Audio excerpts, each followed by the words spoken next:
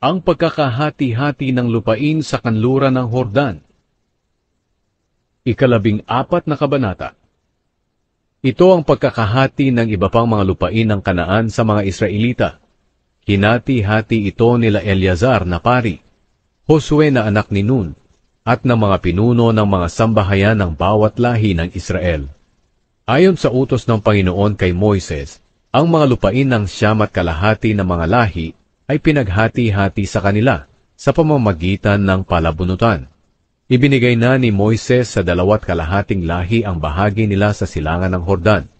Ang lahi ni Jose ay hinati sa 2, ang lahi ni Manase at ang lahi ni Ephraim.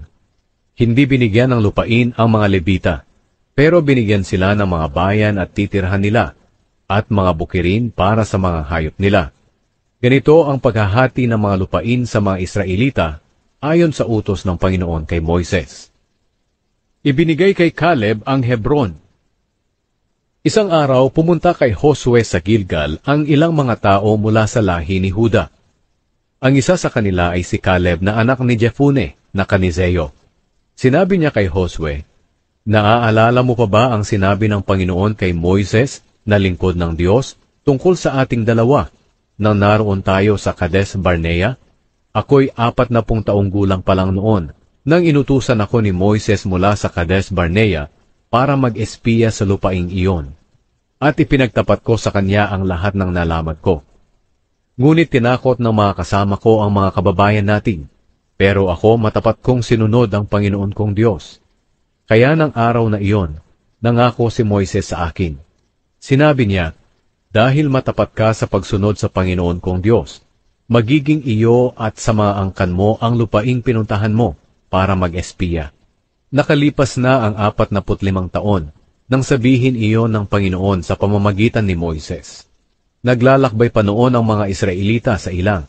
Buhay pa ako hanggang ngayon, at 85 taong gulang na ako. Pero ang lakas ko ay gaya pa rin noong panahon na inutusan ako ni Moises. Kayang-kaya ko pang makipaglaban, gaya ng dati. Kaya ibigay mo na sa akin ang kabundukan na ipinangako sa akin noon ng Panginoon. Ikaw mismo ang nakarinig noon, na nakatira roon ang mga lahi ni Anak, at matitibay ang mga lungsod nila na may mga pader. Pero sa tulong ng Panginoon, maitataboy ko sila sa lupaing iyon, ayon sa pangako niya sa akin. Binasbasan ni Josue si Caleb na anak ni Jefune, at ibinigay sa kanya ang Hebron bilang mana niya. Hanggang ngayon, ang Hebron ay pagmamay-ari ng mga angkan ni Caleb, na anak ni Jefune na Kenizeo, dahil matapat na sinunod ni Caleb ang Panginoon, ang Diyos ng Israel. Kiriat Arba ang pangalan noon ng Hebron, bilang alaala kay Arba, ang pinakatanyag sa mga lahi ni Anak, at nahinto na ang labanan sa lupain ng mga Israelita.